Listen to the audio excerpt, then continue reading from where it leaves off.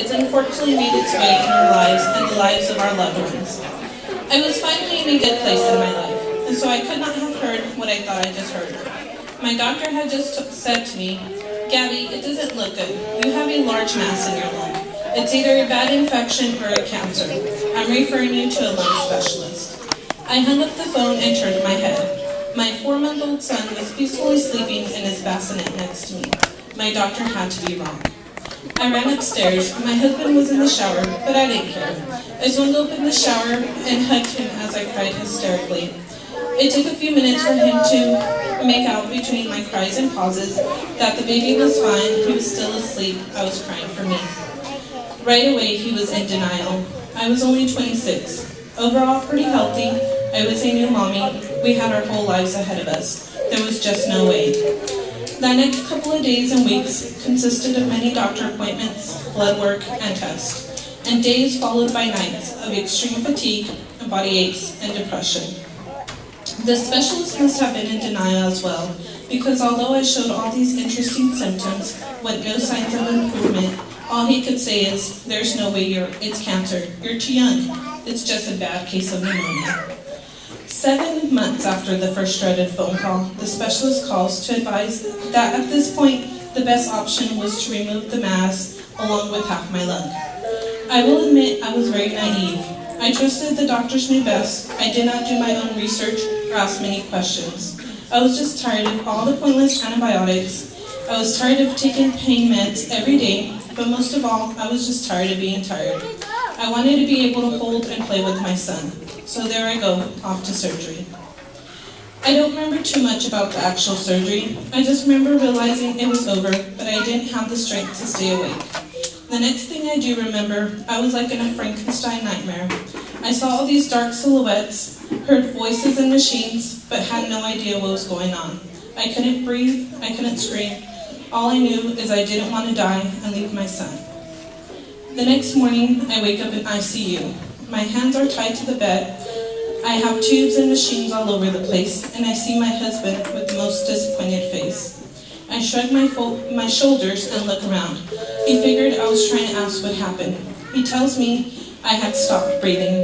The next couple of days are even more of a blur. I spent a total of 8 days in ICU. Somewhere in there, though, I remember my brother had leaned over to kiss my forehead and whisper he loved me. I knew right then and there something was terribly wrong. We are a close family, but I love you are very rare. I knew it wasn't good. Once I was taken off the ventilators, my husband and brother shared the news they had received. I did indeed have cancer, diffuse large B-cell lymphoma.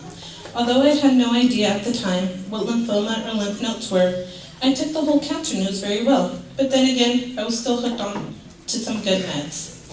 I think I pretty much just asked what stage and when I would start treatment.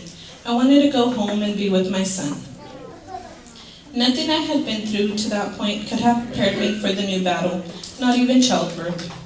The first time I walked into the chemo suite, I broke down in tears. There was no privacy, just a big room with many recliners and several others fighting for their lives. I went to the restroom crying and thinking, I don't want to do this. But I had to snap out of it. There was no choice, there was no debating, there was no second guessing. I had to fight. I couldn't let my son down. There is no sugarcoating that 6 rounds of chemo truly do suck. The side effects were no joke. It was a tough time, full of emotional and physical pain, but I truly made it through due to the immense support of my family and friends. Whether I wanted to laugh, cry, or just be hugged, they were all there for me. I could not have stayed as strong and focused during the whole ordeal if it had not been for them. I never felt alone.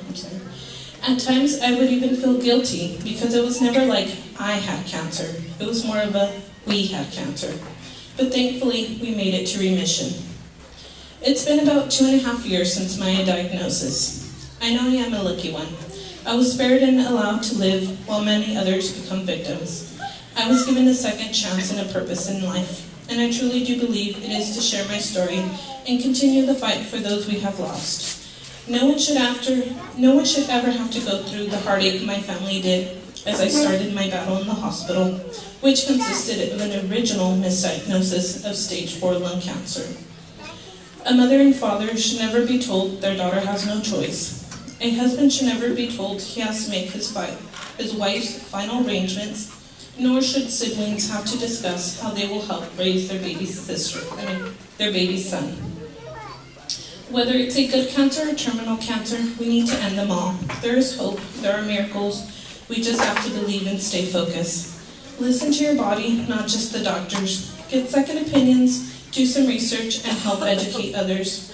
The American Cancer Society, as well as the Relay for Life, has helped make improvements to treatments and resources. That is, in a sense, thanks to the efforts and donations of all of you. I was not a relayer prior to my diagnosis, but you can bet I will be from now on. I am grateful to the organization and all of you.